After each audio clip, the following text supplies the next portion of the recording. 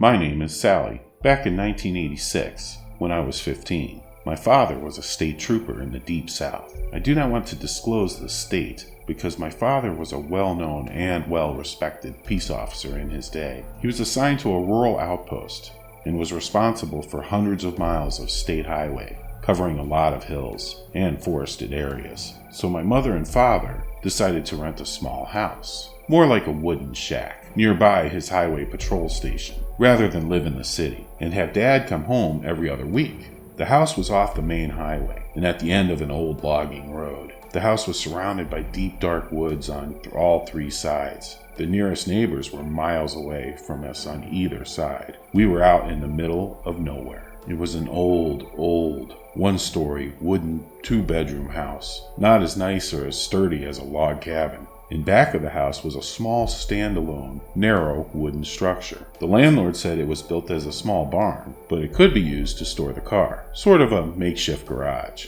The house was not much to look at, but the price was right for my dad. Cheap.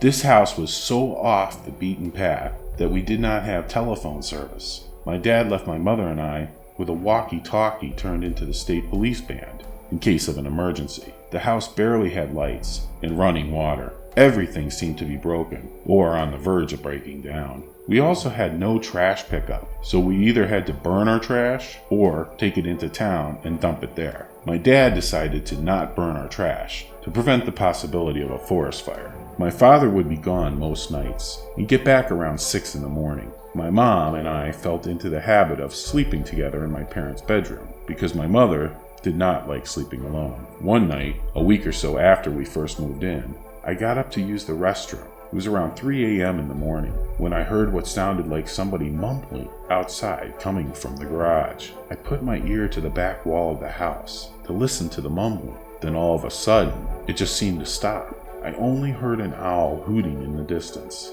I just returned to bed without giving it a second thought. The next morning, I told my mom what I heard, and she just dismissed it as the wind's whistling. A few weeks later, my father was getting home from a late-night patrol when he was parking the car in the garage. As he pulled in, he noticed the trash bags we had stored in the back of the garage had been torn apart and scattered all over the garage floor. I remember it distinctly because I was the one who had to clean it up. My dad said it must have been raccoons or some other type of scavenger. My dad's solution to this was buying 2 new aluminum trash cans from the hardware store in town. He instructed my mom and me to put all of the trash in a trash bag first, then put it in the can, and close the lid tight. He claimed this would keep the raccoons from smelling the garbage, and they would not come into the garage looking for food. Sounded logical to me. Needless to say, this seemed to work. The following week, my dad had to take his car to get serviced in town, and had to leave it there for a few days. So, the trash started to pile up, and it smelled awfully bad. A day or two later, my mother discovered that the cans had been tipped over and the trash had been rummaged through. My mom complained to my father, and he finally decided to install a lock on the old wooden doors to the garage. On the following Wednesday night, it was around 11, Mom and I had just finished watching a movie on TV, and we decided to go to sleep. She told me to take the trash out to the garage and gave me the key to the lock. I grabbed the trash bag from the kitchen while Mom walked into her bedroom and started to change into her nightgown. The house only had a front door, so you had to walk out that door and turn right to go around the side of the house, then walk about 20 feet to the garage. I started to turn the corner and stopped dead in my tracks at what I saw. I saw a large, dark, and hairy figure standing with its back to me in the doorway of the garage. It looked like a gorilla, but it stood upright on 2 legs. I heard a loud mumbling, like human speech coming from this thing. It suddenly turned, like it became aware of me, and stared at me. I could not make out any facial features, but its 2 eyes reflected the moon like a dog or a cat. I let out a scream, dropped the bag of garbage, turned, and ran back to the house. As I shut the door, I heard a big, hard bang from the garage. My mom ran into the living room and asked, "What's going on? I heard you scream." And I told her there was an intruder breaking into the garage. She quickly went to the nightstand by the bed and grabbed the walkie-talkie and my dad's spare service revolver. Mom then radioed the state police dispatcher and reported the break-in. Then my mom grabbed me by the hand and we locked ourselves in the hall closet. We both sat there in the dark, quiet and scared. A highway patrol car came within 20 minutes. My dad was on an auto accident call miles away down the highway. The two troopers first made sure Mom and me were okay, and then they had a look around the property. The tall trooper came back first. We quickly mentioned that my dad was a fellow state trooper. He said that the door had indeed been forced open and the lock broken. There was nothing but turned over trash cans and garbage everywhere. Next, the trooper pulled out his black notebook and wanted to take my statement. I hesitated at first, and when I got to the part of the big black hairy thing on two legs, my mom turned with a shocked look and said, "You didn't tell me that part." That's when the other trooper ran back into the house, pulled the tall trooper aside, and started to whisper to him. I heard him say, "There are 2 sets of tracks." The tall trooper said, "Better get onto the radio to dispatch. Tell them we have arrived on the scene and that we are investigating." The other trooper then ran back outside to use the car radio. The tall trooper sat us down and said that he was officially not supposed to tell us this. But since my dad was a trooper also, he thinks we should know the truth. This was probably a Bigfoot looking for food. "Y'all know what a Bigfoot is?" the trooper asked. My mom said, "I think so." I just nodded my head, yes. "My partner found 2 sets of different tracks behind your place." I felt the hairs on the back of my neck stand up. The mumbling must have been it communicating to another Bigfoot already in the garage. My God, can they actually communicate? I felt sick. We get a lot of sightings of those things all up around these parts. As far as we can figure it, they seem to be wandering down from the national park. Now don't ask me what these things are. I don't know. Sometimes these things are harmless, and sometimes they ain't. Trust me, this place is not safe for 2 women to be left alone. I don't recommend you stay here. They probably will be back. The next day, my dad told us that he confirmed what the trooper told us that night. These things do exist and are roaming all around the area. He was told by his sergeant never to mention the word Bigfoot or monster ever again. And if he is asked, it was bears poking around our place that night. I just sat there staring at my dad without being able to even speak. He told us never to speak of this again to anyone. My mom and I went to live with an aunt of hers, 2 counties away, for the next year while my dad was assigned to that area. During the year he was stationed there, my dad told us that he would take countless reports and sightings of the beast, mysteriously missing persons reports, and at least one bizarre unexplained death as part of his job as a trooper in that area. He was ordered by his superiors to tell people that any suspicious, unexplainable activity was to be blamed on wolves, cougars, or bears. This is my piece of the truth. Now, it's yours.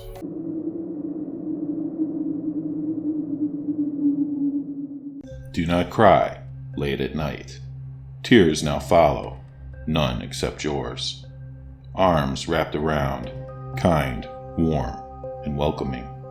Do not cry late at night. Friends who once saw sun in the shadows now see only the clouds of yesterday. Family once blessed now feel filled with sin. Do not cry late at night. You shall be missed.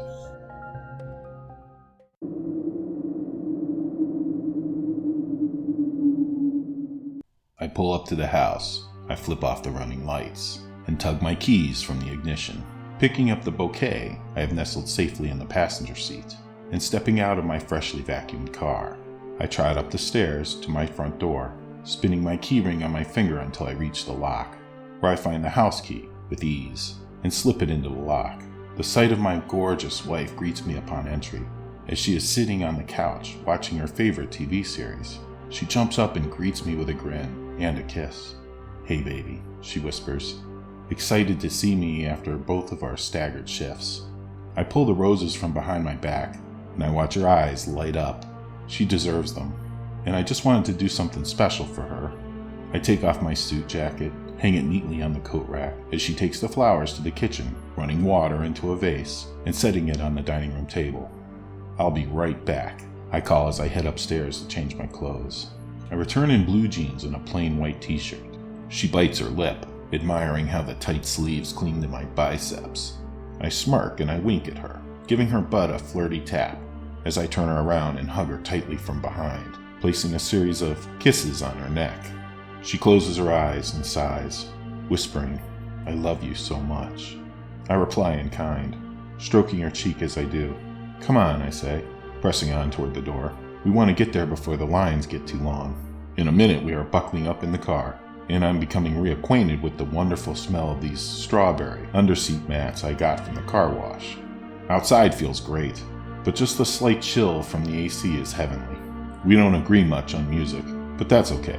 We have one song from one band that we both absolutely love, and we use that song at our wedding reception. I turn it on in the car and catch a short glimpse of her looking out the window as she hums to the music. I love my life and my circumstances. We're not rich, but we have everything we could ever want. After a short drive on the highway, I pull up to the nearby carnival, near a big shopping mall in our town. We park the car and walk a long way to the front gate, where we buy our entry tickets and ride wristbands. It's about 7:45 p.m. At the end of spring. The sky is still light, but the sun is setting, causing radiant refractions of pink, blue, gold, and fire orange to burst all over the place. It looks like the cotton candy machine created all the clouds we can see, and it's wonderful.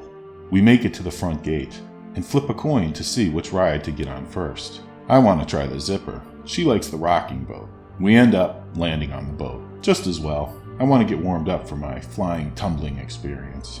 She walks off to the bathroom first, and I stand in line for the rocking boat, admiring the sight of the pretty lights and spinning carousels, the children having the time of their lives, and their parents taking hundreds of pictures. There's a group of girls behind me in an adjacent line, very attractive young women. I coincidentally lock eyes with one of them, watching as a little boy runs past her group to his mother, holding a giant inflatable hammer that he just won. The lady smothers a bashful smirk with her hand and nudges her friend, pointing me out. I smirk and look elsewhere, taking a step up in the shortening line. When I glance past them, I find that all the girls are looking my way, and one is waving, trying to get my attention. I raise my eyebrows to show her that I notice. She points to her friend with both thumbs, then points at me. I tilt my head. They're adorably forward, but sorry, I'm not interested. I toothily grin, absolutely flattered, but waving my hand in polite declination, shaking my wedding ring hand like Beyonce in the Single Ladies video. They fall out laughing and turn away, just after two of them make broken heart symbols with their hands. I turn around to the front of the line as well, waiting for my wife to return. Sorry, ladies, I got the prettiest one. She runs up behind me and jumps onto my back. It's almost a surprise, but I kind of expected it, as she is easily excitable and overstimulated when going to fun new places. I spin her around and set her back down, ready to get on the ship. We approach the platform and are welcomed aboard by the operator, shown to our seat right in the middle of the boat and strapped in for a good ride. I look at her face the entire time. She's beautiful, especially when she's smiling. I'm glad I was able to make her happy. When our ride is over, we dismount the platform, walking back to the midway and onward to more rides and attractions. I want cotton candy, she says, while swinging my arm.